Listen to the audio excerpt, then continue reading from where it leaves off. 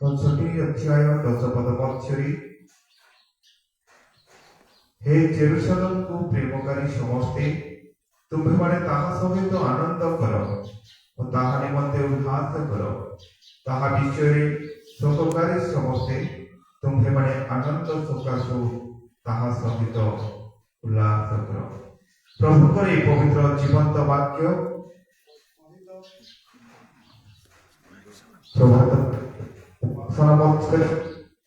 मो प्रार्थना बड़ा आपण मानकु समस्त को ख्रीष्टीय प्रेमर सहित नमस्कार जाए।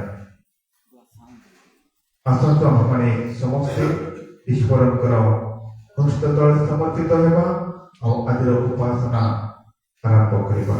और ईश्वर अनुरोध करे आमानकर वरिष्ठ प्राचीन आज्ञा को प्रार्थना करिबारे साहाय्य करिबे।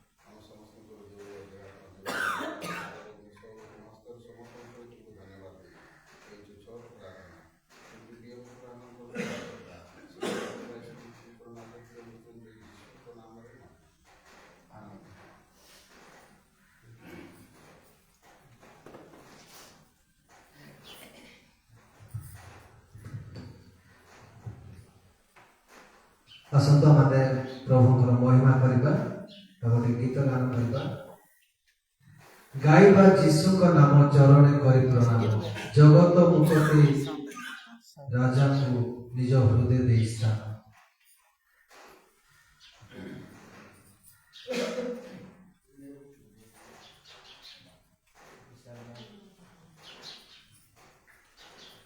गाइबा यीशुଙ୍କ नाम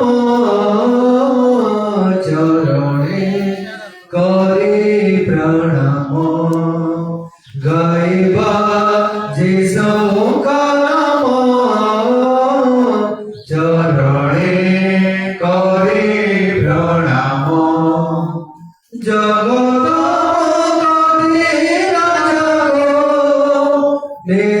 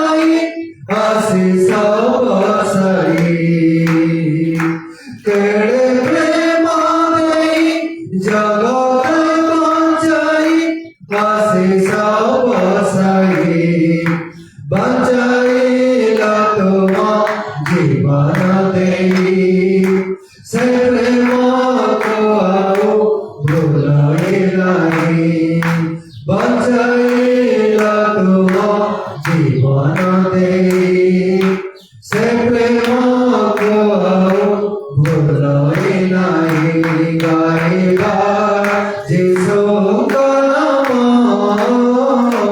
चरणे करे प्रणाम गाइबा जिसु का नाम चरणे करे प्रणाम कांधे क्रूसाबाई रगत झराई कांधे क्रूसाबाई रगत झराई प्रहरित हेला जगत पाई तथापि जगत चिन्हिला नहीं प्रहरित हेला जगत पाई तथापि जगत चिन्हिला नहीं गाइबा जिसु का नाम चरणे करि प्रणाम गाइबा जिसु का नाम चरणे करि प्रणाम क्रोधकालि निरवन रहि क्रोशर काढ़ी क्रोधकालि निरवन रहि क्रोशर काढ़ी पूर्ण कल तुम भाववाणी एलाही एलाही लामा सावधानी पूर्ण कल तुम भाववाणी एलाही एलाही लामा सावधानी गाइबा जिसु का नाम चरणे करि प्रणाम गाइबा जिसु का नाम चरणे करि प्रणाम जगत मुक्ति राजा को निज हृदय स्थान जगत मुक्ति राजा को निज हृदय स्थान गाइबा जिसु का नाम चरणे करि प्रणाम गाइबा जिसु का नाम चरणे करि प्रणाम चरणे करि प्रणाम प्रभुଙ୍କର ପ୍ରଶଂସା ହଉ ଆମମାନଙ୍କୁ ଏହି ସୁନ୍ଦର ସମୟ ଦେଇଛନ୍ତି ଆସନ୍ତୁ ଆମେ ପ୍ରଭୁଙ୍କର ମହିମା କରିବା ସିନା ସେମାନଙ୍କର ଜୟଲୋକ ମଣ୍ଡଳରେ ଗୋଟିଏ ଗୀତ ଗାନ କରିବା ଗୀତ ନମ୍ବର 255 255 255 ତୁମ୍ଭ ପାଖେ ଯୀଶୁ ଥିବି ତୁମ୍ଭ ସେବା କରିବି ତୁମ୍ଭ ମାର୍ଗେ ଚାଲୁଥିବି ତୁମ୍ଭରେ ମୁଁ ରହିବି ତୁମ୍ଭେ ମୋର ଜୀବ ଝର ମୋ ଆତ୍ମାର ଆଲୋକ ମୋତେ ନୀତି ଦାନ କର ଶକ୍ତି ଶାନ୍ତି ପ୍ରଚୁର ତୁମ୍ଭ ପାଖେ ଯୀଶୁ ଥିବି ତୁମ୍ଭ ପାଖେ ଯୀଶୁ ଥିବି ତୁମ୍ଭ ସେବା କରିବି ତୁମ୍ଭ ମାର୍ଗେ ଚାଲୁଥିବି ତୁମ୍ଭରେ ମୁଁ ରହିବି ତୁମେ ମୋର ଜୀବ ଝର ମୋ ଆତ୍ମାର ଆଲୋକ ମୋତେ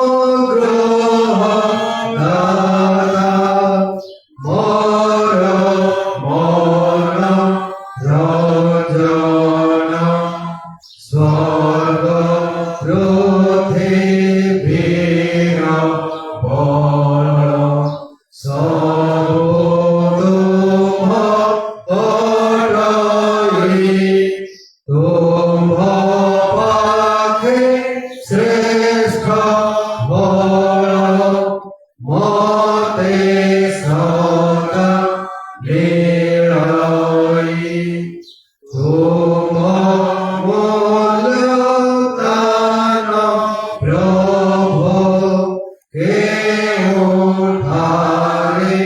পাইবে সবু পাপ মৃত্যুঠারু পরিত্রাণ লভিবে নিজ বহু মূল্য রক্ত দেয় বর বদলে তুমঠারে মো আশক হেবে সদা সুস্থিরে প্রিয় যিশু তুমঠারে দুঃখে সুখে রহিবে পৃথিবী ও স্বর্গঠারে তুম সেবা করিবে তুম ডাকর অপেক্ষা করে প্রতি দিনরে সর্বপ্রতি করে লক্ষ্য জীবন সমୟରେ প্রিয় যিশু মনে কটে রহতু নিরন্তরে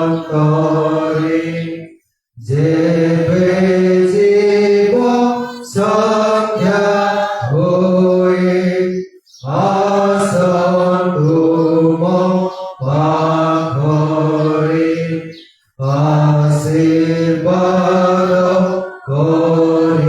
করিবাকু আসন্তু শ্রী দয়ারে তুম্ভ শিষ্যକୁ ନେବାକୁ ଆସନ୍ତୁ ମୋ ପାଖରେ।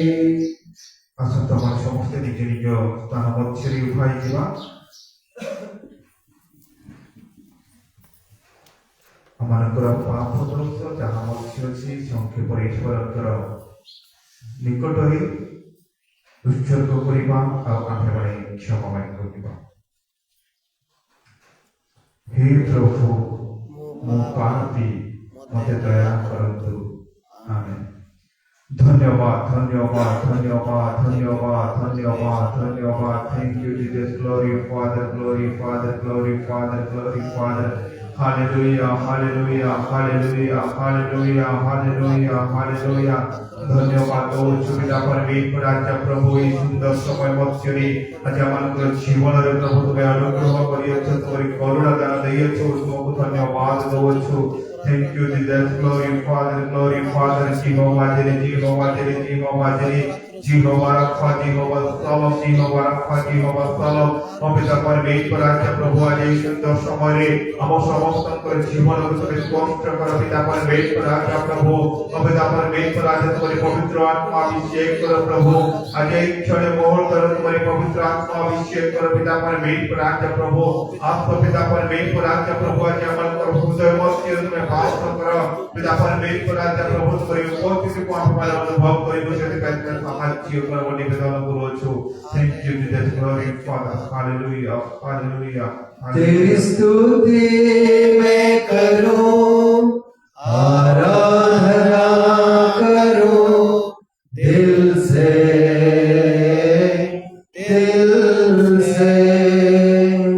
तेरी स्तुति मैं करूं, आराधना करूं दिल से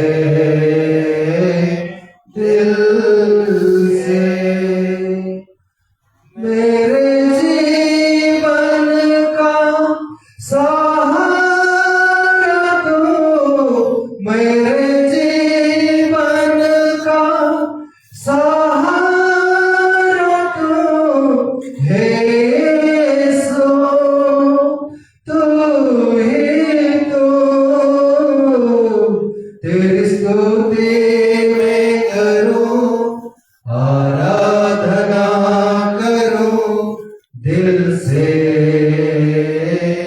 दिल से। तेरी स्तुति मैं करूं, आराधना करूं दिल से, दिल से। जहां मेरी नजर जाए वहां तेरी स्तुति हो, जहां मेरी नजर जाए वहां तेरी स्तुति हो।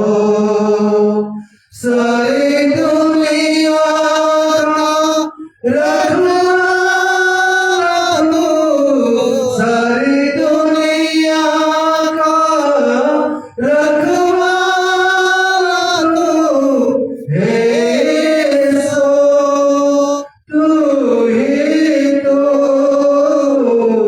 तेरी स्तुति मैं करूं, आराधना करूं दिल से, दिल से। तेरी स्तुति मैं करूं, आराधना करूं दिल से, दिल से।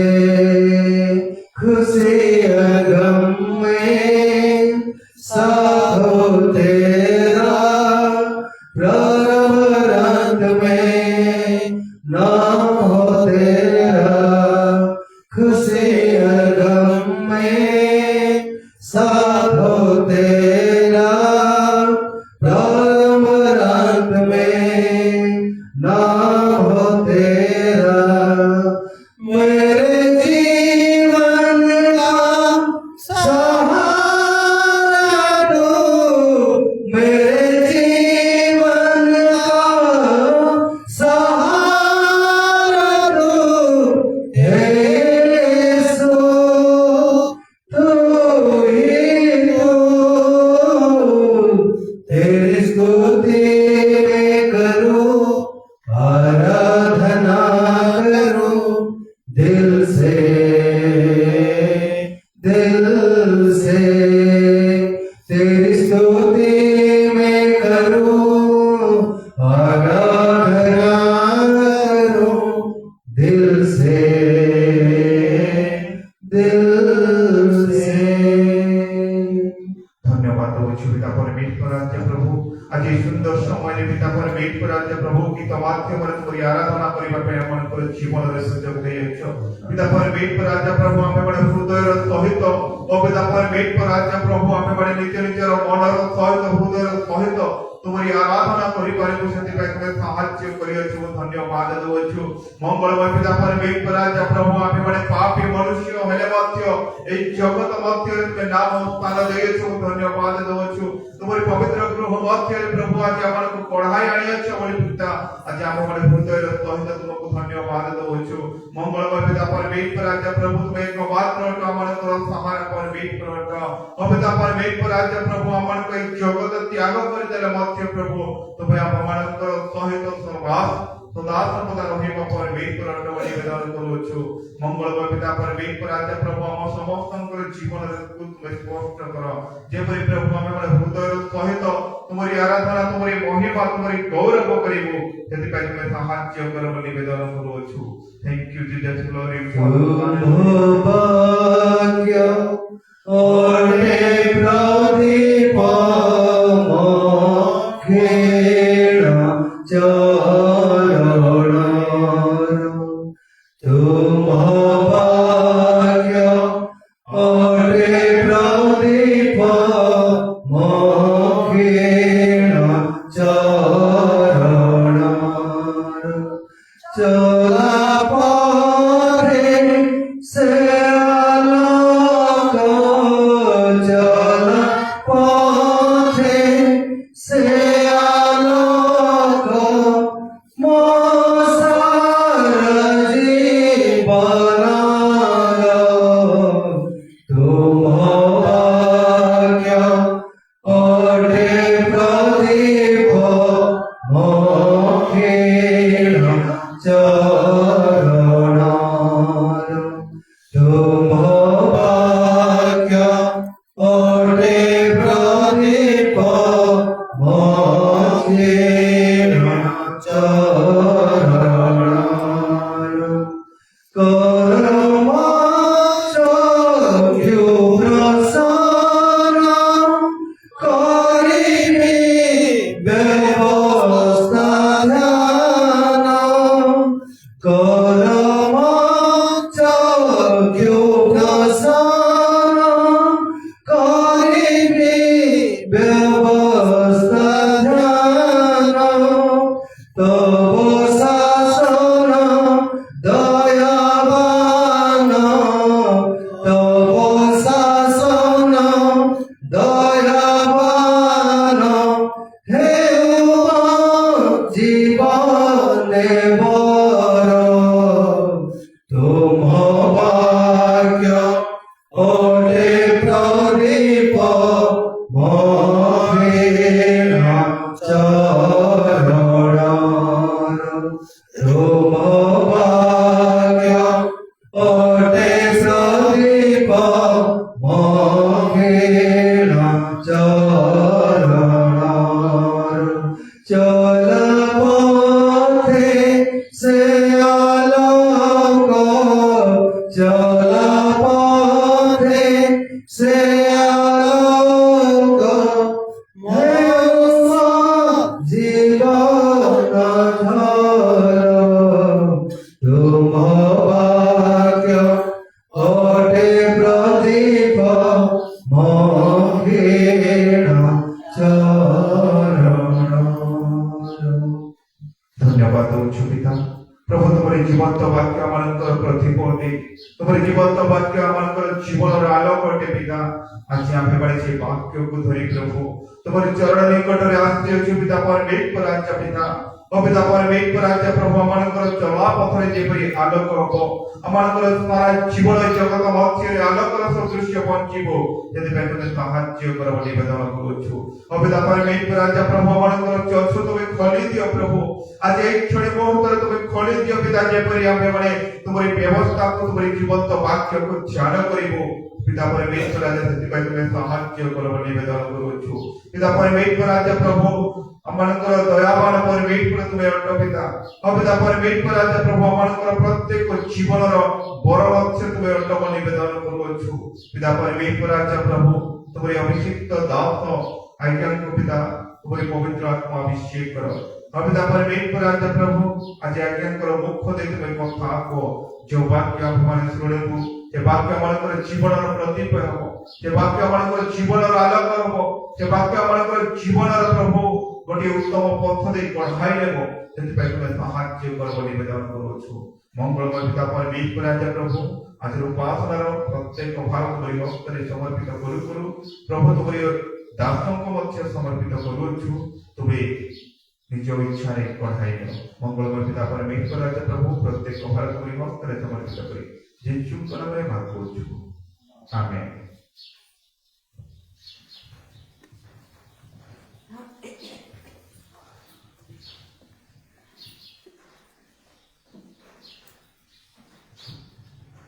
ঠিক আছে, আমরা সমস্ত বসছিলাম। প্রভুর পবিত্র মহানামর ধন্যবাদ দଉଛି স্বর্গস্থ পিতাଙ୍କୁ যে আଜି ଆପଣମାନଙ୍କ ସମ୍ମୁଖରେ ପ୍ରଭୁଙ୍କର ଜୀବନ୍ତ ବାକ୍ୟ ସହ କିଛି ସମୟ ମାନେ କଟାଇବା ପାଇଁ ସୁଯୋଗ ଦେଇଛନ୍ତି। ତ ସହିତ ପାଳକ ଆଜ୍ଞା ଅଫିସ ବେରେସ୍ ତଥା ପ୍ରାଚୀନ ଗଣକୁ ମଧ୍ୟ ମୁଁ ଧନ୍ୟବାଦ ଦଉଛି এই ସୁଯୋଗ ଆମମାନଙ୍କୁ ଦେଇଥିବାରୁ। ପ୍ରିୟ ମଣ୍ଡଳୀ, ପ୍ରଭୁ ଗୋଟେ କଥା କହିଛନ୍ତି ଯେ ତୁମେମାନେ ଭୟ କର ନାହିଁ, ଆମେ ତୁମକୁ ଛାଡ଼ିବା ନାହିଁ ବା ପରିତ୍ୟାଗ କେବେ କରିବା ନାହିଁ ବୋଲି ପ୍ରଭୁ କହିଛନ୍ତି।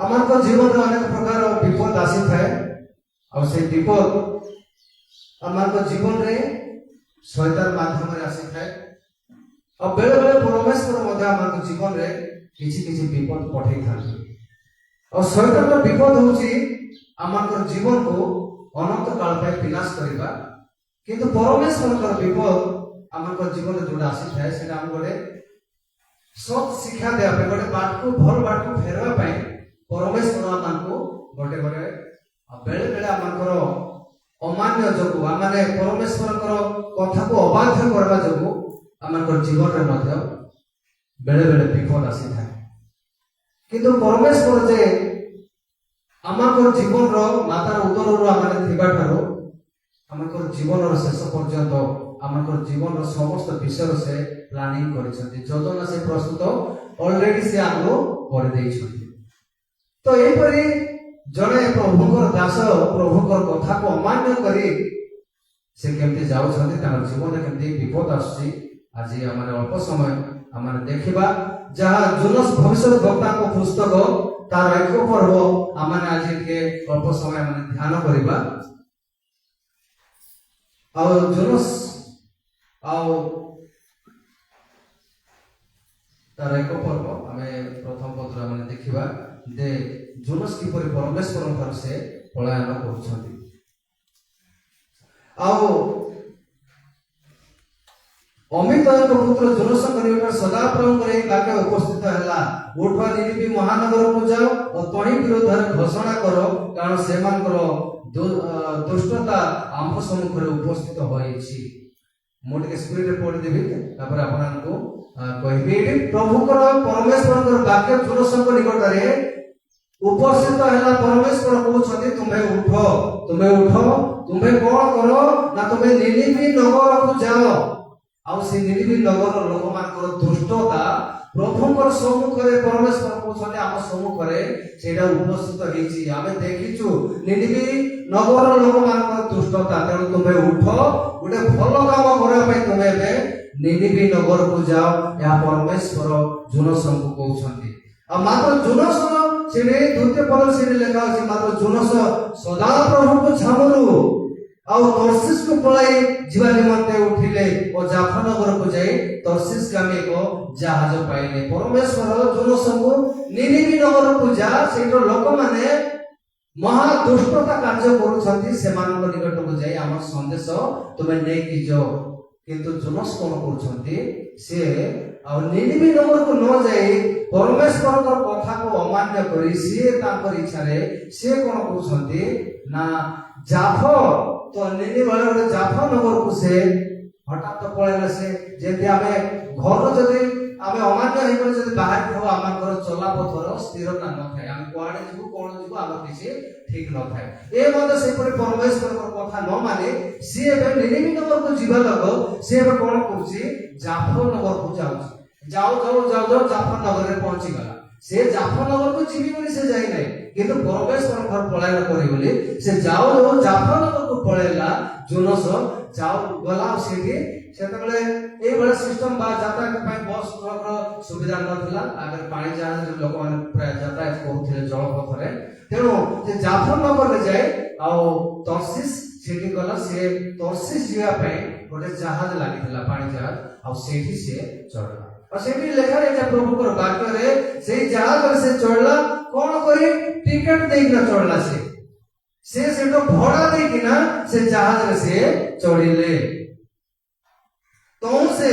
ତହିଁର ଭଡା ଦେଇ ସଦାପ୍ରଭୁଙ୍କ ଛାମରୁ ତର୍ସିସକୁ ସେମାନଙ୍କ ସଙ୍ଗେ ଯିବା ନିମନ୍ତେ ସେଇ ଜାହାଜରେ ଚଢିଲେ ଜାହାଜ ଯୁଆଡେ ଯାଉ ବସ୍ ସେଠୁ ଟିକେଟ ଯେମିତି ହେଲେ ନେବେ ଆଉ ଟିକେଟ ଦେବା ସମୟରେ ଆମେ ଦେଖୁଛୁ ଯେ ତୁ କୋଉ ଗାଁର କୋଉଠି ଯିବ ଏସବୁ ଆଉ ନାହିଁ ଆମେ ଜୟପୁର କୋରାପୁଟ ଯିବୁ ଆମ ଟିକେଟ ଦରକାର ଟିକେଟ କାଉଣ୍ଟରରେ ଆମକୁ ଟିକେଟ ମିଳିଯିବ ଏହିପରି ଭାବରେ ଜାହାଜରେ ଜୁନସ ମଧ୍ୟ ଟିକେଟ କାଢିକି ସେ ଚଢିଲେ ମାତ୍ର ଆମେ ଚାରିପଦରେ ଦେଖିବେ ମାତ୍ର ସଦାପ୍ରଭୁ ସମୁଦ୍ରରୁ ପ୍ରଚଣ୍ଡ ବାୟୁ ପ୍ରେରଣ କଲେ ଏଇଟା ପରମେଶ୍ୱରଙ୍କର ଏବେ ବିପଦ ଆମ ଜୀବନ ପ୍ରତି ପ୍ରବେଶ କରୁଛି ପରମେଶ୍ୱରଙ୍କର କଥା ଅମାନ୍ୟ କରି ସେବେ ଟିକେଟ କାଢି ଜାହାଜରେ ଚଢି ମୁଁ ଆରାମରେ ପଳେଇ ବୋଲି ସେ ଭାବୁଛି କିନ୍ତୁ ଏହି ସମୟରେ ପରମେଶ୍ୱର କଣ କରୁଛନ୍ତି ଯୋଉ ସମୁଦ୍ରରେ ଯୋଉ ଜାହାଜ ଚାଲିବ ଜୁନସ ଯୋଉ ଜାହାଜରେ ପାସେଞ୍ଜର ଭାବରେ ଭଡ଼ା ଦେଇକିନା ସେ ଯାଉଛି, ଏହି ସମୟରେ ପରମେଶ୍ୱର ତାଙ୍କର ବିପଦ ପଠାଉଛନ୍ତି। କଣ ନା ମହା ପ୍ରଚଣ୍ଡ ପବନ, ମାନେ ଏମିତି ପବନ ଯେ ଯେତେ ଆମର ଝଡ଼ ବାତ୍ୟା ଆସିଛି ତାର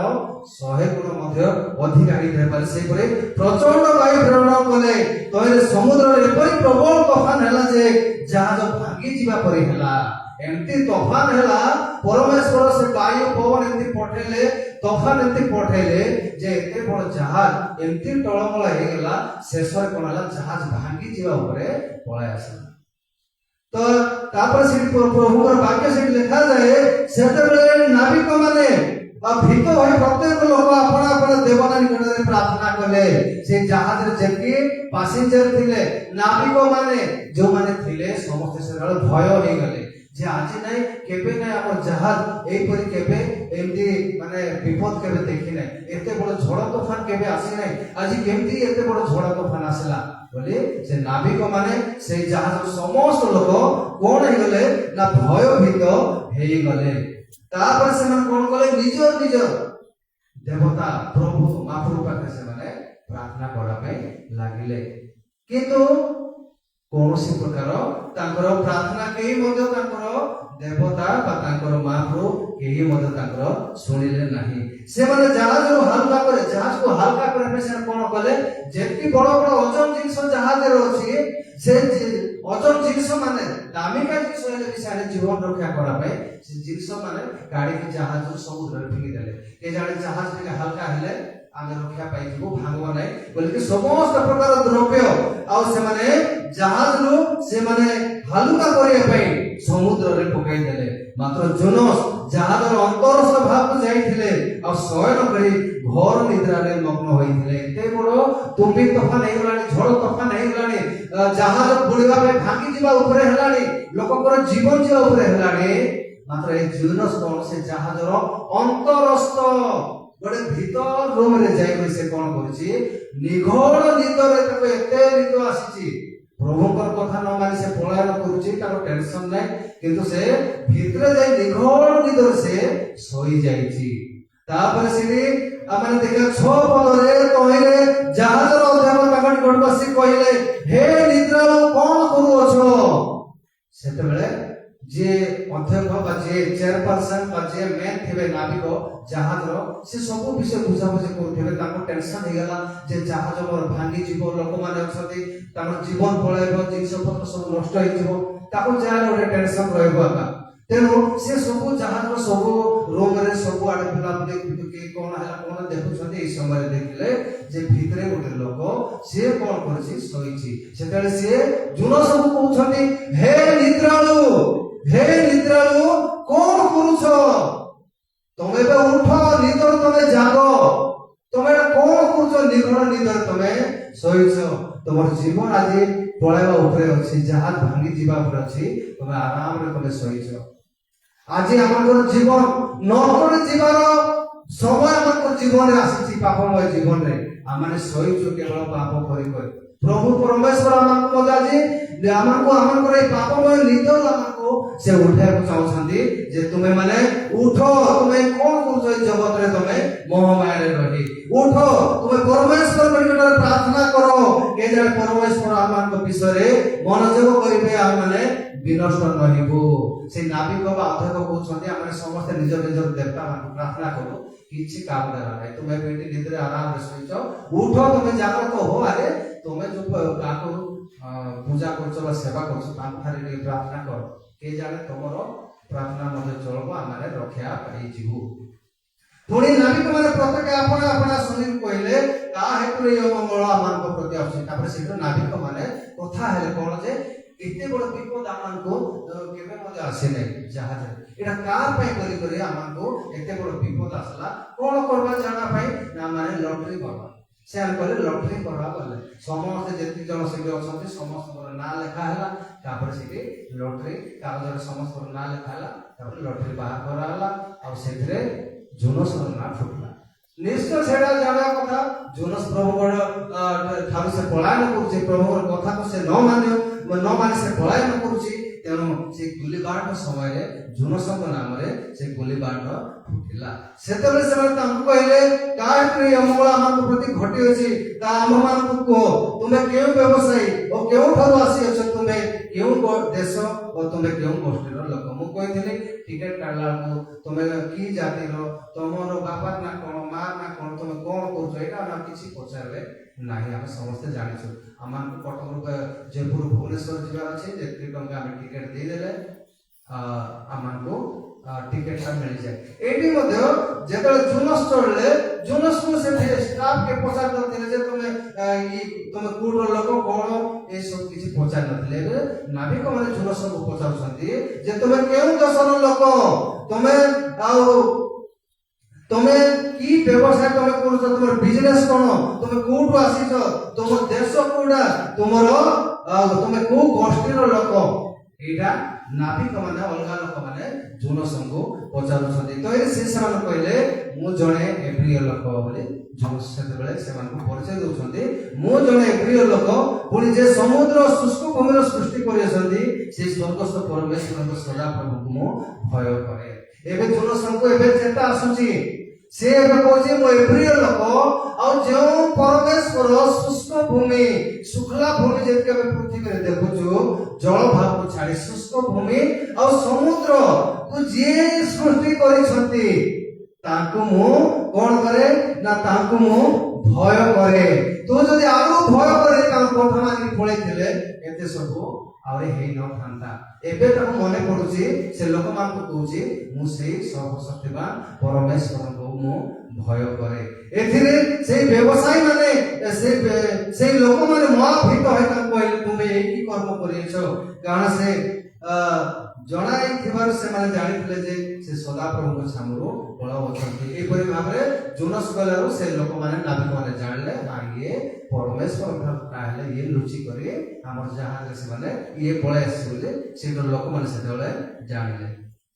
ସେତେବେଳେ ସେ ତାଙ୍କୁ କହିଲେ ସମୁଦ୍ର ଯେପରି ଆମମାନଙ୍କ ପ୍ରତି ସୃଷ୍ଟିର ହବ, ଏଥିପାଇଁ ଆମମାନେ ତୁମ ପ୍ରତି କଣ କରିବା, କାରଣ ସମୁଦ୍ର ବେଳକୁ ବେଳ ପ୍ରଚଣ୍ଡ ହେଉଅଛି।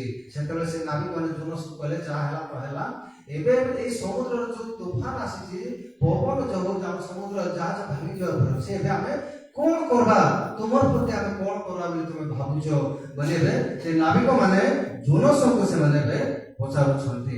କାହିଁକି ନା ଉପାୟ କିଛି ନାହିଁ, କଣ ହେଲେ ଗୋଟେ ଉପାୟ କରିବା ପାଇଁ ପଡିବ, ନହେଲେ ଆମେ ସମୁଦ୍ରରେ ଆମ ଜୀବନ ପଳେଇବ, ଆଉ ଜାହାଜ ଭାଙ୍ଗିଯିବ, କିନ୍ତୁ ଆମ ସମସ୍ତଙ୍କର ଜୀବନ ପଳେଇବ। ତ ସେମାନେ କହିଲେ ମତେ ଧରି ସମୁଦ୍ରରେ ପକାଇ ଦିଅ, ସମୁଦ୍ର ତୁମମାନଙ୍କ ପ୍ରତି ସୁସ୍ଥିର ହବ, କାରଣ ମୋ ସକାଶେ ତୁମମାନଙ୍କ ନିକଟରେ ଏଇ ମହାତଫାନ ଉପସ୍ଥିତ ହୋଇଅଛି ବୋଲି ମୁଁ ଜାଣେ। ଆଉ ଜାଣି ହବ ଏକା ଜୀବନରେ ଗୋଟେ ଆପଦ ବିପଦ ଆଇଲେ, ଯଦି ଆମେ ମଣିଷ ଗଲେ ଗୋଟେ ଧକ୍କା ଯଦି ଆମ ଜୀବନରେ ବାଜିଗଲେ ଆମେ ଜାଣିବା ପାଇଁ ପଡିବ ଯେ ମୋର ଏଇ କାମ ପାଇଁ ଗଲେ ମୁଁ ଆଜି ଏଇ ଦୁଃଖ ବା ଏଇ କଷ୍ଟ ମୁଁ ପାଉଛି। ଆଜି ଜୁନସ ଏବେ ଜାଣୁଛି ସେମାନେ କହିଲେ ଯେ ଝଡ଼ ତୋଫାନକୁ ରୋକିବା ପାଇଁ ଆମେ କଣ ତୁମ ପ୍ରତି କରିବା। ଜୁନସ ଏବେ ସେ କଣ କରୁଛି ନା ମତେ ତମେ କଣ କର, ମତେ ଧର ସମୁଦ୍ରରେ ମତେ ପକାଇ ଦିଅ, ମତେ ଯୋଉ ଜାହାଜ ଅଛି ମତେ ତମେ ଟେକ ଧର ସମସ୍ତେ, ମତେ ସମୁଦ୍ରରେ ତମେ ପକାଇ ଦିଅ, ତମେ ସମୁଦ୍ର ତମମାନଙ୍କ ପ୍ରତି ସୁସ୍ଥିର ହବ। ତାହେଲେ এই সমুদ্রের যে পবন আসুচি আমার জীবন বিপদে অছি, তোমার জীবন এই সমুদ্র সেটাকে শান্ত হব, সুস্থির হব, কারণ মো সকাশে তোমার নিকটরে এই মহাতফান উপস্থিত হইଅছি বলি মু জানে। সে কହୁଛି ଏବେ ମୁଁ ଜାଣିଛି যে ମୋ ପାଇଁ ବୋଲି এই ମହାବିପଦ ଆଜି ମୋ ସକାଶେ ଆମ ସବୁ ପାଇଁ ବୋଲି ଆସିଛି ବୋଲି ଜୁନସ ଏବେ ସେମାନଙ୍କୁ କହୁଛନ୍ତି। ତେଣୁ ପ୍ରିୟ ମଣ୍ଡଳୀ, ଆମେ ଯେତେବେଳେ ଆମର ସମୟ ଥିବ ଆମେ ପ୍ରଭୁର କଥା ନ ମାନେ କଷ୍ଟ ପାଇଲା ପରେ ଆମେ ସେତେବେଳେ ଓହୋ ମୋର ମହାନ ପରମେଶ୍ୱର ବୋଲି ଯାହା ହଉ ସେତିକି ମଧ୍ୟ ଜନସଙ୍କର ଜୀବନରେ ଆଉ ଏହିପରି ଭାବରେ ସେ ଅନୁତାପ ମଧ୍ୟ ସେ କଲେ। ଆଉ ତଥାପି ସେ ଲୋକମାନେ ତୁମକୁ କୂଳକୁ ଫେରିଯିବା ନିମନ୍ତେ ବଡ ଯତ୍ନରେ ଆଉଲା ପକାଇଲେ, କିନ୍ତୁ ସେ ଲୋକମାନେ କଣ କଲେ, ଆରେ ଦେଖୁ ଗୋଟେ ଲୋକ ସମୁଦ୍ରରେ ଫିଙ୍ଗି ଦେବା କି ତାର ଜୀବନ ପଳାଇବ କି, ଆସ ଆଉ ଟିକେ ଚେଷ୍ଟା କରିବା, କାତ ମାରବା, ଆହୁନା ମାରବା, ଧୀରେ ଧୀରେ ଆମ ଜାହାଜକୁ କୂଳକୁ ନେଇଯିବା ବୋଲିକି ସେମାନେ ଆଉ ଥରେ ସେମାନେ ଚେଷ୍ଟା କରୁଛନ୍ତି। କାହିଁକି ଗୋଟେ ଲୋକର ଜୀବନକୁ ଆମେ ତାର ଜୀବନକୁ ଆମେ ନଷ୍ଟ କରିବା। କିନ୍ତୁ ସେମାନେ ଭୁଲି ଯାଉଛନ୍ତି ଯୋଉ ପ୍ରକୋପ ଯୋଉ ବିପଦ ଯୋଉ ତୋଫାନ କାହାଠାରୁ ଆସିଛି, ପ୍ରକୃତି ଠାରୁ ନାହିଁ ବଟ ପରମେଶ୍ୱରଙ୍କ ଠାରୁ ଆସିଛି। ଏଇଟା ସେମାନେ ଜାଣିନାହାନ୍ତି। ସେମାନେ ଚେଷ୍ଟା କରୁଛନ୍ତି କିନ୍ତୁ ତାଙ୍କର ଶ୍ରମ ବା ତାଙ୍କର ଚେଷ୍ଟା ବ୍ୟର୍ଥ ହେଇଗଲା। କେବଳ କାରଣ ସମୁଦ୍ର ସେମାନେ ପ୍ରତିକୂଳରେ ବେଳକୁ ବେଳ ସେମାନେ ରକ୍ଷା ପାଇବେ କଣ, ସେ ପବନରେ ଧୀରେ ଧୀରେ ଧୀରେ ଧୀରେ ସେଟା ଅଧିକ ହେବା ପାଇଁ ଲାଗିଲା। ଏ ହେତୁରେ ସେମାନେ ସଦାପ୍ରଭୁଙ୍କ ନିକଟରେ ପ୍ରାର୍ଥନା କରି କହିଲେ, ଆମେ ବିନତି କରୁଅଛୁ, ହେ ସଦାପ୍ରଭୁ, ଆମେ ବିନତି କରୁଅଛୁ ଏଇ ମନୁଷ୍ୟର ପ୍ରାଣ ସକାଶୁ ଆମ୍ଭେମାନେ ବିନଷ୍ଟ ନ ହେବୁ, ପୁଣି ନିରପରାଧ ରକ୍ତପାତ ଦୋଷ ଆମମାନଙ୍କର ଉପରେ ନ ବର୍ତ୍ତାଅ, କାରଣ ହେ ସଦାପ୍ରଭୁ ତୁମେ ଆପଣା ଇଚ୍ଛା ମତ କାର୍ଯ୍ୟ କରିଅଛ। ଦେଖିଲେ ସେଠୁ ଲୋକମାନେ ଆଉ ଉପାୟ କିଛି ନାହିଁ, ଆମେ ଯେତେ ଚେଷ୍ଟା କଲେ ବି କୂଳକୁ ଆମେ ନେଇପାରୁନୁ, ଆଉ କଣ କରିବା। ଏଥିପାଇଁ ସେମାନେ କଣ କଲେ, ପରମେଶ୍ୱରଙ୍କ ନିକଟରେ ସମସ୍ତେ ବି ପ୍ରାର୍ଥନା କରୁଛନ୍ତି। ପ୍ରାର୍ଥନା କରି ସେମାନେ କଣ କରୁଛନ୍ତି ନା ପ୍ରଭୁଙ୍କ ଠାରେ ସେମାନେ ବିନତି କରୁଛନ୍ତି, ଆଉ ସେମାନେ କହୁଛନ୍ତି, ହେ ସଦାପ୍ରଭୁ, ଆମେ ବିନତି କରୁଅଛୁ ଏଇ ମନୁଷ୍ୟର ଏଇ ଜୁନସର ପ୍ରାଣ ସକାଶୁ ଆମ୍ଭମାନଙ୍କୁ ତୁମେ ବିନଷ୍ଟ କର ନାହିଁ। କାହିଁକି ନା ଜୁନସକୁ ଏବେ ଆମେ ସମୁଦ୍ରରେ ପକାଇବା ପାଇଁ ଆମେ ଯାଉଛୁ, ତାର ଜୀବନ ପଳେଇବ, ତାର ଜୀବନ ଯୋଉ ବିନଷ୍ଟ ହବ ସେଇଟା ପାଇଁ ପ୍ରଭୁ ତୁମେ ଆମମାନଙ୍କର ଜୀବନକୁ ବିନଷ୍ଟ କର ନାହିଁ ବୋଲି ସେମାନେ ପରମେଶ୍ୱର ପ୍ରାର୍ଥନା କରୁଛନ୍ତି। ପୁଣି ନିରପରାଧ ରକ୍ତପାତ ଦୋଷ ଆମମାନଙ୍କ ଉପରେ ନ ବର୍ତ୍ତାଅ।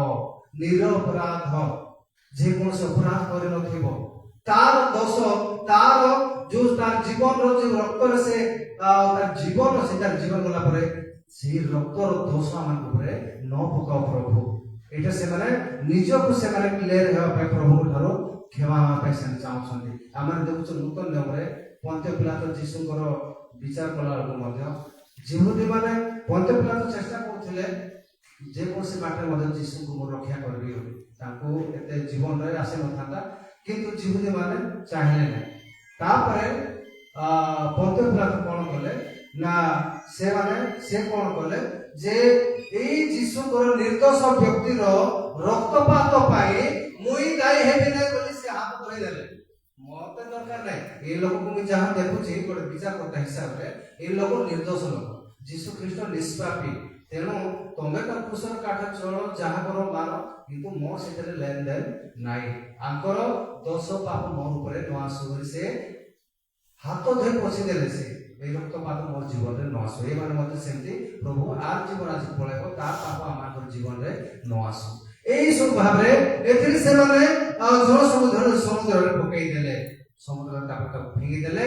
প্রভুଙ୍କର প্রিয় ଲୋକମାନେ ମୁଁ ଆପଣଙ୍କୁ କହିଥିଲି ପ୍ରଭୁ ଆମର ଜୀବନରେ ବିପଦ ଆଣିବେ ଶିକ୍ଷା ଦେବା ପାଇଁ, କିନ୍ତୁ ଆମକୁ ରକ୍ଷା ମଧ୍ୟ କରିବା ପାଇଁ ଜାଣିଛନ୍ତି ପରମେଶ୍ୱର। ଆଉ ଶୈତାନର ଯୋଉ ବିପଦ ଆସେ ସେଟା ସବୁଦିନ ପାଇଁ ବିପଦ ଆସେ, ଆମର ଜୀବନ ବର୍ବାଦ ହେଇଯିବ। କିନ୍ତୁ ପରମେଶ୍ୱରଙ୍କର ବିପଦ ଆମକୁ ଶିକ୍ଷା ଦେବା ପାଇଁ, ଚେତାଇ ଦେବା ପାଇଁ, ଭଲ ବାଟରେ ଆଣିବା ପାଇଁ ପରମେଶ୍ୱର ଆମକୁ ଗୋଟେ ଗୋଟେ ବିପଦ ବା ଗୋଟେ ଶିକ୍ଷା ଦେଇଥାନ୍ତି।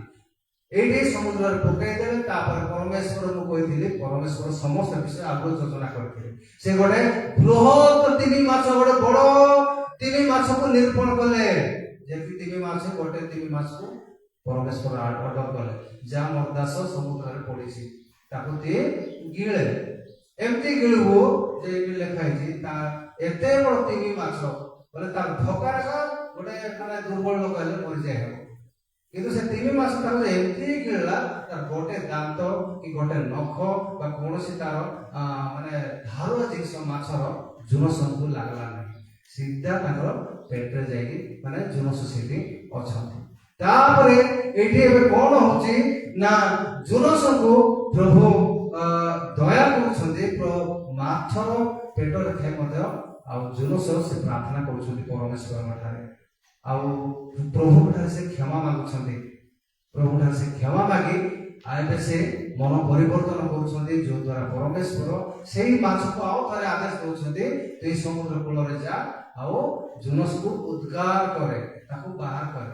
ତାପରେ ଜୁନସ ମାଛ ପେଟରୁ ବାହାରି ତାପରେ ସେ ପୁଣି ଥରେ ପ୍ରସ୍ତୁତ ହେଇ ପ୍ରଭୁଙ୍କଠାରେ କ୍ଷମା ମାଗି ସେ ନିନିଭି ନଗରକୁ ଯାଉଛନ୍ତି। ନିନିଭି ନଗରରେ ଯାଇକି ଗୋଟେ ଭଲ କାମ କରୁଛନ୍ତି। କଣ ନା ସେ ନିନିଭେର ଲୋକମାନେ ବେଶୀ ଦୁଷ୍ଟ ହେଇଯାଇଥିଲେ, ବେଶୀ ମାନେ ପାପରେ ପତିତ ହେଇଯାଇଥିଲେ, ଯାହାକି ସଦାପ୍ରଭୁଙ୍କ ଛାମୁରେ ଉପସ୍ଥିତ ହେଲା। ଏବେ ମୁଁ ଗୋଟେ କେସ୍ କରିବି ଯେ ଗୋଟେ ଏଇ ଆଜ୍ଞା ବେଶୀ ଦୁଷ୍ଟ ବୋଲି ଯେତେବେଳେ ମୁଁ ପୋଲିସକୁ ମୁଁ କେସ୍ କରିବି, ପୋଲିସ ସେତେବେଳେ ଜାଣିବ ଏଇ ଲୋକଟା ଦୁଷ୍ଟ ବୋଲି।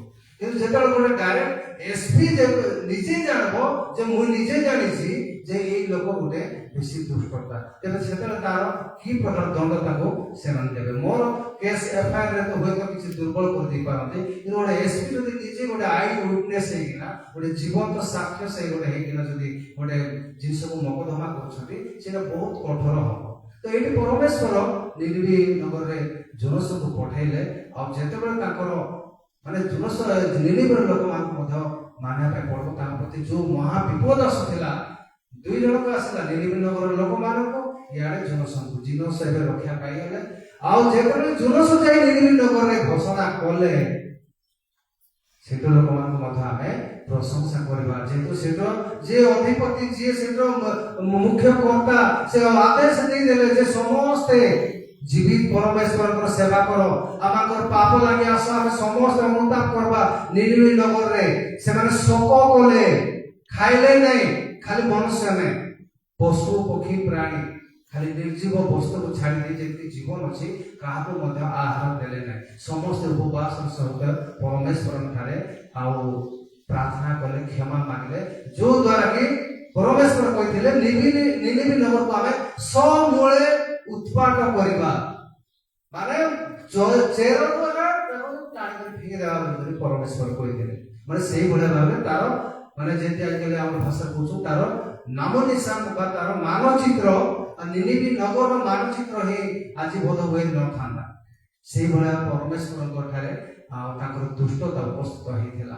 ତ ପ୍ରିୟ ପ୍ରଭୁଙ୍କର ଲୋକମାନେ ଆଜି ଆମମାନଙ୍କୁ ମଧ୍ୟ ପ୍ରଭୁ ଆମଙ୍କ ଜୀବନରେ ଅନେକ ଆପଦ ବିପଦ ଦେଉଛନ୍ତି, ଆମେ ତାକୁ ହୃଦୟଙ୍ଗମ କରିବା ପାଇଁ ପଡ଼ିବ, ଜାଣିବା ପାଇଁ ପଡ଼ିବ ଯେ ମୋର ଜୀବନରେ ଏମିତି ଅସୁବିଧା କେମିତି ହେଲା, ମୋତେ ତ କେବେ ଏମିତି ଅଣ୍ଟା ବଥା ନଥିଲା, ମୋତେ ଆଜି କେମିତି ଅଣ୍ଟା ବଥା ହେଲା, ମୋର ମୁଁ କ'ଣ ଭୁଲ କାମ କଲି କି ପରମେଶ୍ୱରଙ୍କ ବିରୁଦ୍ଧରେ, ମୁଁ ଏଇ ସବୁ ମୋର ଯୋଉ କାର୍ଯ୍ୟ ତ ସବୁବେଳେ ହଉଥିଲା, ଆଜି ମୋର କାର୍ଯ୍ୟ କାହିଁକି ସଫଳ ହଉନାହିଁ, ମୁଁ କିଛି ଆତ୍ମିକ କିଛି ଭୁଲ କାର୍ଯ୍ୟ ପରମେଶ୍ୱରଙ୍କ ଠାରୁ କରିଛି କି? ଯଦି ଆମେ କରିଛୁ, ଆମେ ପ୍ରଭୁଙ୍କ ଠାରେ ଶରଣ ନେବା, କ୍ଷମା ମାଗବା, ଅନୁତାପ କରିବା, ପ୍ରଭୁ ଆମଙ୍କର ସମସ୍ତ ବିପଦକୁ ଦୂର କରି ଆମଙ୍କର ଅଧିକରୁ ଅଧିକ ଆଶୀର୍ବାଦ କରିବେ। ପ୍ରଭୁ ଏ ବାକ୍ୟ ଦେଇ ଆମ ସମସ୍ତଙ୍କୁ ପ୍ରଚୁର ଭାବେ ଆଶୀର୍ବାଦ କରନ୍ତୁ।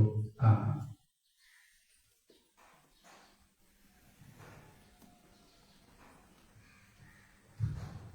ବହୁତ ସୁନ୍ଦର ବାକ୍ୟ। ପରମେଶ୍ୱର ଆମମାନଙ୍କର ଜୀବନକୁ ଅନୁଗ୍ରହ ପ୍ରଦାନ କରନ୍ତୁ, ତାଙ୍କରି ବାକ୍ୟ ଅନୁସାରେ ଆମେମାନେ ଚାଲିପାରିବୁ, ସେଥିପାଇଁ ପ୍ରଭୁ ସାହାଯ୍ୟ କରନ୍ତୁ। ଆସନ୍ତୁ ଆମେ ସମସ୍ତେ ଉଭା ହେଇଯିବା। ଯଦି ଯେଉଁମାନଙ୍କର ପ୍ରାର୍ଥନାର ଅନୁରୋଧ ଥାଏ ତାହେଲେ ଜଣାଇ ପାରିବେ।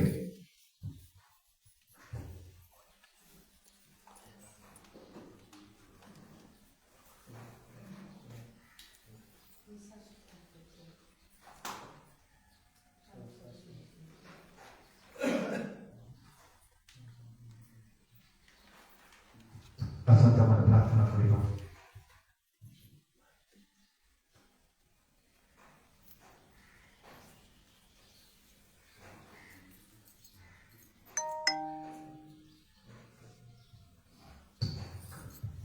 ଆସନ୍ତୁ ଆମେ ପ୍ରାର୍ଥନା କରିବା। ସେ ସର୍ବଶକ୍ତିମାନ ପରମେଶ୍ୱରଙ୍କ ଠାରେ ଆମେ ସମସ୍ତେ ସମର୍ପିତ ହେବା। ଆମେ ସମସ୍ତେ ଆମର ମୁଖକୁ ମଧ୍ୟ ଆମେ ଖୋଲିବା ଯେ କେବଳ ପାଳକ ବା ପ୍ରଭୁଙ୍କର ଦାସମାନେ ହିଁ ପ୍ରାର୍ଥନା କରିବେ ତାହା ନୁହେଁ। ଆମେ ସମସ୍ତେ ମଧ୍ୟ ନିଜ ମନରେ ଆମେ ପ୍ରଭୁକୁ ଧନ୍ୟବାଦ ଦେଇ ଆମେ ପ୍ରାର୍ଥନା କରିବା। ଆମମାନଙ୍କ ନିମନ୍ତେ ଯାହା ଆବଶ୍ୟକ ତାହା ପ୍ରଭୁଙ୍କ ଠାରେ ଆମେ ପ୍ରାର୍ଥନା କରି ମାଗିବା। ଆମଙ୍କର ଜୀବନ ପରିବର୍ତ୍ତନ ପାଇଁ ପରମେଶ୍ୱରଙ୍କ ନିକଟରେ ପ୍ରାର୍ଥନା କରି ମାଗିବା। ଯେହେତୁ ପରମେଶ୍ୱର ଆମମାନଙ୍କର ପ୍ରାର୍ଥନା ଶ୍ରବଣକାରୀ ପିତା, ତେଣୁ ଆମେ ଆମଙ୍କର ଯେତେ ପାପ ଯାହା ଅଛି ପ୍ରଭୁଙ୍କ ଠାରେ ଆମେ ଅର୍ପଣ କରିବା। ପ୍ରଭୁଙ୍କ ଠାରେ ଆମେ ସେଇ ପାପକୁ ଆମେ ଦେଇଦେବା। ପ୍ରଭୁ ସେଇ ପାପ ଠାରୁ ଆମମାନଙ୍କୁ କ୍ଷମା ଦେଇ ଆମମାନଙ୍କ ଜୀବନରେ ସମସ୍ତ ସମସ୍ୟା ଆପଦ ବିପଦ ଠାରୁ ଆମକୁ ରକ୍ଷା କରି ପ୍ରଭୁ ଏଇ ଜଗତ ମଧ୍ୟରେ ମଧ୍ୟ ଆମକୁ ଶାନ୍ତିରେ କୁଶଳରେ ଆନନ୍ଦରେ ରଖିବେ। ହେ ସ୍ୱର୍ଗସ୍ଥ ପିତା, ମହାମହିମ ସଦା ପ୍ରଭୁ, ରାଜା ମାନଙ୍କର ରାଜା, ପ୍ରଭୁ ମାନଙ୍କର ପ୍ରଭୁ, ଜୀବନ୍ତ ପରମେଶ୍ୱର, ଅନାଦି ଅନନ୍ତକାଳୀନ ପିତା, ତୁମର ଗୌରବ ହଉ, ତୁମର ପ୍ରଶଂସା ହଉ, ତୁମର ସ୍ତୁତି ହଉ ପିତା। ତୁମ ନାମରେ କୋଟି କୋଟି ଧନ୍ୟବାଦ ହଉ।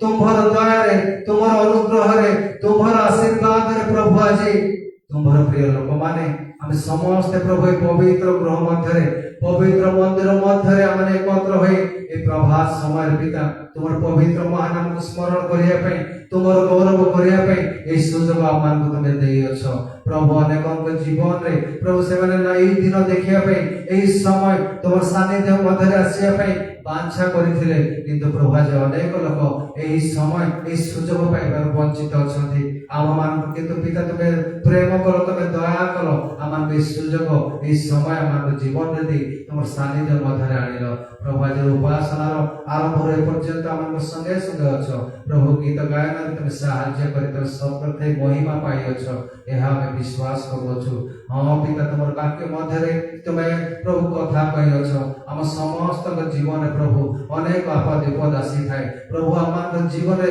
ତୁମଠାରୁ ପ୍ରଭୁ ବିପଦ ଆସୁ ଯାହା ଦ୍ୱାରା ଆମେ ପ୍ରଭୁ ସତ୍ ଶିକ୍ଷା ପାଇବୁ ତୁମ ଦ୍ୱାରା ଯୋଉ ବିପଦ ଆସେ ତାହା ଦ୍ୱାରା ଆମେ ପ୍ରଭୁ ସତ୍ ବାଟରେ ଚାଲିବୁ ଆମେ ଅନୁତାପ କରିବୁ ପ୍ରଭୁ ସେହିପରି ଆମଙ୍କର ବିପଦରେ ଜୀବନରେ ବିପଦ ଦିଅ କିନ୍ତୁ ପ୍ରଭୁ ସେଇ ବିପଦରୁ ମଧ୍ୟ ଆମକୁ ତୁମେ ରକ୍ଷା କର କିନ୍ତୁ ପ୍ରଭୁ ଶୈତାନ ଠାରୁ ଯୋଉ ଆପଦ ବିପଦ ଆସେ ସେଥିରୁ ଆମକୁ ରକ୍ଷା କର ତାହା ପ୍ରଭୁ ଆମଙ୍କ ଜୀବନରେ ଶୈତାନ ଠାରୁ କୌଣସି ଆପଦ ବିପଦ ନ ଆସୁ ଯେହେତୁ ପ୍ରଭୁ ସେଇ ବିପଦ ଆମକୁ ସଦା କାଳ ପାଇଁ ସମସ୍ତ ଦିନ ପାଇଁ ପ୍ରଭୁ ଅନନ୍ତ କାଳ ପାଇଁ ପ୍ରଭୁ ଆମକୁ ବିନଷ୍ଟ କରିଥାଏ ତେଣୁ ପ୍ରଭୁ ଆମେ ସମସ୍ତେ ତୁମର ସନ୍ତାନ ସନ୍ତତି ଅଟୁ ଆମକୁ ପ୍ରଭୁ ତୁମେ ଆବରି ରଖ ଆମ ସମସ୍ତଙ୍କୁ ତୁମେ ଦୟା କର ଆମ ସମସ୍ତଙ୍କୁ ତୁମେ ଆଶୀର୍ବାଦ କର ପ୍ରିୟ ପିତା ପରମେଶ୍ୱର ପ୍ରଭୁ ତୁମର ବିଶ୍ୱାସୀ ଭାଇ ଭଉଣୀ ମାନେ ତୁମ ଛାମରେ ଆଜି ଆସିଛନ୍ତି ପ୍ରଭୁ ଅନେକ ଆଶା ଆକାଂକ୍ଷା ନିଜର ମନୋବାଞ୍ଛା ନେଇ ସମସ୍ତଙ୍କର ହୃଦୟର କଥା ତୁମେ ଜାଣିବା ଅନ୍ତର୍ଯାମୀ ପରମେଶ୍ୱର ସେମାନେ ଯେଉଁ ଭାବନା ଯେଉଁ ଆଶା ଭରସା ବିଶ୍ୱାସରେ ଆସିଛନ୍ତି ସେମାନଙ୍କ ଜୀବନରେ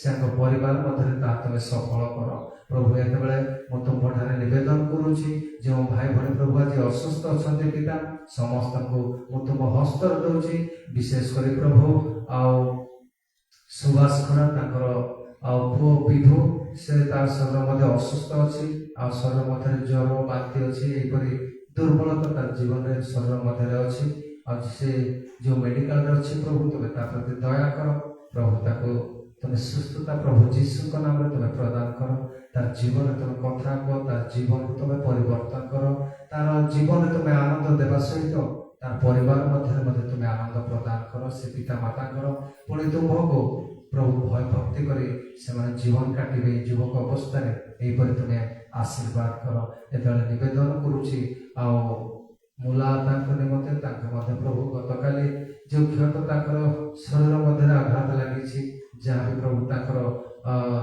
ହାତରେ ବା ପ୍ରଭୁ କାଖରେ ଯାହା ଫ୍ରାକ୍ଚର ହେଇଛି ପ୍ରଭୁ ସେ ଆଜି ମେଡିକାଲରେ ଏଡମିଟ୍ ତୁମେ ପ୍ରଭୁ ତାଙ୍କ ପ୍ରତି ସଦୟ ହୁଅ ପ୍ରଭୁ ସେ ତୁମେ ଯେ ପ୍ରଭୁ ସମସ୍ତ ବିଷୟ ସମ୍ଭବ କରିବା ପରମେଶ୍ୱର ଯାହା ବି ପ୍ରଭୁ ଯଦି ତାଙ୍କର କୌଣସି ଅସ୍ଥି ଯଦି ଭାଙ୍ଗି ଯାଇଥାଏ ପ୍ରଭୁ ତୁମେ ତାକୁ ପୁନର୍ବାର ତାକୁ ସଂଯୁକ୍ତ କରି ପ୍ରଭୁ ତାଙ୍କୁ ତୁମେ ସମ୍ପୂର୍ଣ୍ଣ ଭାବରେ ସୁସ୍ଥତା ଦିଅ ପ୍ରଭୁ ତାଙ୍କେ ମଧ୍ୟ ତୁମକୁ ଜାଣନ୍ତୁ ତୁମ ପ୍ରତି ସେ ଫେରନ୍ତୁ ପ୍ରଭୁ ତୁମେ ଯେ ସତ୍ୟ ପରମେଶ୍ୱର ଜ୍ଞାତ ହୋଇ ତୁମର ସାକ୍ଷ୍ୟ ସ୍ୱରୂପେ ଜୀବନ କାଟି ପରିବାର ସହିତ ଖୁସିରେ ଆନନ୍ଦରେ ଆତ୍ମିକ ଭାବରେ ରହିବା ପାଇଁ ସାହାଯ୍ୟ କର ଯେତେବେଳେ ପ୍ରଭୁ ମୁଁ ନିବେଦନ କରୁଛି ଆଉ ଭଉଣୀ ଭାରତୀଙ୍କ ନିମନ୍ତେ ତାଙ୍କର ଶରୀର ମଧ୍ୟ ଅସୁସ୍ଥ ଦୁର୍ବଳ ଅଛି ଯାହା ବି ପ୍ରଭୁ ତାଙ୍କ ଶରୀର ମଧ୍ୟରେ ଅସୁସ୍ଥତା ଜୀବନ ସେ ଅନୁଭବ କରୁଛନ୍ତି ସେଥିରୁ ତାଙ୍କୁ ସୁସ୍ଥତା ପ୍ରଭୁ ଯୀଶୁଙ୍କ ନାମରେ ତୁମର ପବିତ୍ର ବାକ୍ୟ ପଠାଇ ସମ୍ପୂର୍ଣ୍ଣ ଭାବରେ ସୁସ୍ଥତା ପ୍ରଦାନ କର ତୁମର ପ୍ରଭୁ ଏହି ମଣ୍ଡଳୀର ସମସ୍ତ ପ୍ରାଚୀନଗଣ ଯେପରି ପ୍ରଭୁ ଉତ୍ତମ ସ୍ୱାସ୍ଥ୍ୟରେ ରହି ପ୍ରଭୁ ତୁମର ମଣ୍ଡଳୀର ସେବା କରିବା ପାଇଁ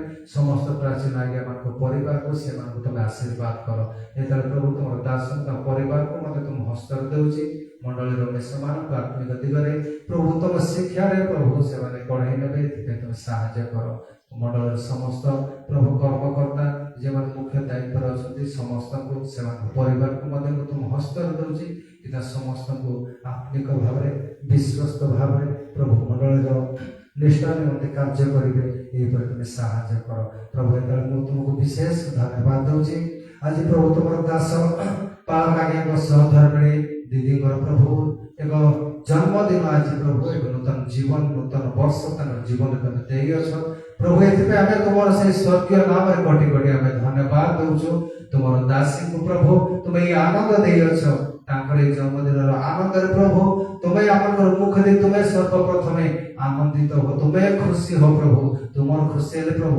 ଆମଙ୍କର ଏଇ ଜନ୍ମଦିନର ସମସ୍ତ ଆନନ୍ଦ ଯେ ସାର୍ଥକ ହବ এই বিশ্বাস আমার জীবনে প্রদান কর দিদিଙ୍କର প্রভু জীবনে তুমি সমস্ত প্রকার উত্তম বিষয় তুমি প্রদান কর মঙ্গল বিষয় তুমি প্রଦାন কর ଅଧିକରୁ ଅଧିକ ଆତ୍ମିକ ଭାବରେ ତୁମର ଦାସୀକୁ ତୁମେ ବ୍ୟବହାର କର ପ୍ରଭୁ ଏତେବେଳେ ଆସ ଏହି ମଣ୍ଡଳୀ ମଧ୍ୟରେ ସମସ୍ତ ବିଶ୍ୱାସୀ ଭାଇ ଭଉଣୀମାନଙ୍କୁ ତୁମ ହସ୍ତରେ ଦେଉଛି ଆଜି ଦିନର ଏହି ସମୟଠାରୁ ପ୍ରଭୁ ଆମଙ୍କର ଜୀବନର ଶେଷ ପର୍ଯ୍ୟନ୍ତ ତୁମେ ଆମ ସମସ୍ତଙ୍କର ସହବର୍ତ୍ତୀ ଥାଅ ପ୍ରଭୁ ଆମଙ୍କର ବାହାର ଯାଇ ଭିତରେ ସେ ରକ୍ଷା କର ଆମଙ୍କର କର୍ମକ୍ଷେତ୍ରରେ ତୁମେ ସାହାଯ୍ୟ କର ସମସ୍ତ ପ୍ରକାର ଆପଦ ବିପଦରୁ ଦୁର୍ଘଟଣାରୁ ଅମଙ୍ଗଳରୁ ନିର୍ଜୀବ ଯାନବାହନରୁ ଆମ ସମସ୍ତଙ୍କୁ ତୁମେ ରକ୍ଷା କରି ପ୍ରଭୁ ଆମଙ୍କର ସହବର୍ତ୍ତୀ ପିତା ତୁମେ ଥାଅ ପ୍ରଭୁ ସମସ୍ତ ପ୍ରାର୍ଥନା ନିବେଦନ ତୁମ ସ୍ୱର୍ଗୀୟ ପିତା ସ୍ୱର୍ଗରେ ଶ୍ରବଣ କରିଅଛ ପ୍ରାର୍ଥନାର ଉତ୍ତର ଦେଇଅଛ ବିଶ୍ୱାସ କରି ଏହି ସମସ୍ତ ପ୍ରାର୍ଥନା ଆମ୍ଭମାନଙ୍କ ତ୍ରାଣକର୍ତ୍ତା ପ୍ରିୟ ପ୍ରଭୁ ଯୀଶୁ ଖ୍ରୀଷ୍ଟଙ୍କ ପବିତ୍ର ମହାନାମରେ ମାଗିଲେ ଆମେନ୍।